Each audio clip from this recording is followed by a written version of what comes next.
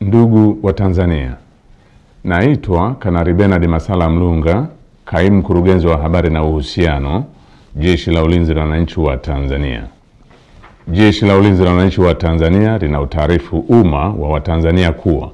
linaendelea kufuatilia kwa karibu na kutathmini hali ya ulinzi na usalama nchini katika kipindi hiki cha kuelekea uchaguzi mkuu unaotarajia kufanyika tarehe 28 na tarehe 29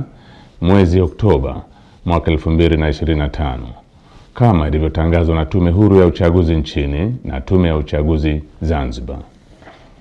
Kwa ujumla, Jeshi la Ulinzi la Wananchi wa Tanzania linaridhishwa na hali ya usalama iliyopo nchini katika kipindi hiki ambacho vyama vya siasa vinaendesha kampeni zao kwa kuzingatia matakwa ya kisheria, kuheshimiana na kuvumiliana kunakooneshwa kupitia kwa wagombea wao wa ngazi za urais, ubunge na udiwani. Jeshi la Ulinzi la Wananchi wa Tanzania linaviomba vyama vya siasa kuendeleza hali ya amani na utulivu wakati wote wa kampeni, kupiga kura na baada ya kupiga kura. Katika hatua nyingine, Jeshi la Ulinzi la Wananchi wa Tanzania linalipongeza Jeshi la Polisi na vyombo vingine vya usalama kwa jinsi vinavyoendelea kusimamia hali ya usalama katika kipindi hiki cha kuelekea uchaguzi mkuu. Aidha, jeshi linawapongeza wananchi kwa kuendelea kutumia haki yao ya msingi ya kushiriki kwa amani na utulivu katika kusikiliza sera za vyama mbalimbali kupitia mikutano ya hadhara inayoendelea kufanywa na vyama vinavyoshiriki uchaguzi mkuu kwa ngazi mbalimbali ili kuwachagua viongozi watakaowaletea maendeleo.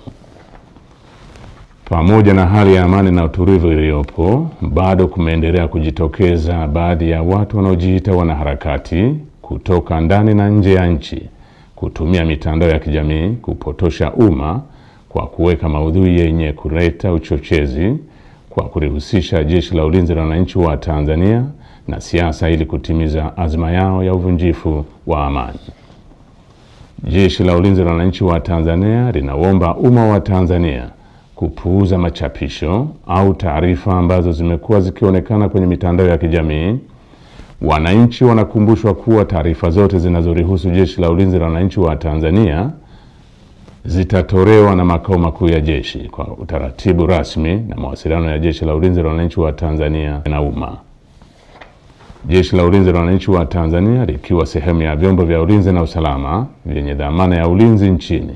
ninapenda kuhakikishia Watanzania wote hali ya amani, usalama na utulivu katika kipindi hiki cha kuelekea uchaguzi mkuu, wakati wa uchaguzi na baada ya uchaguzi mkuu. Asanteni kwa kunisikiliza.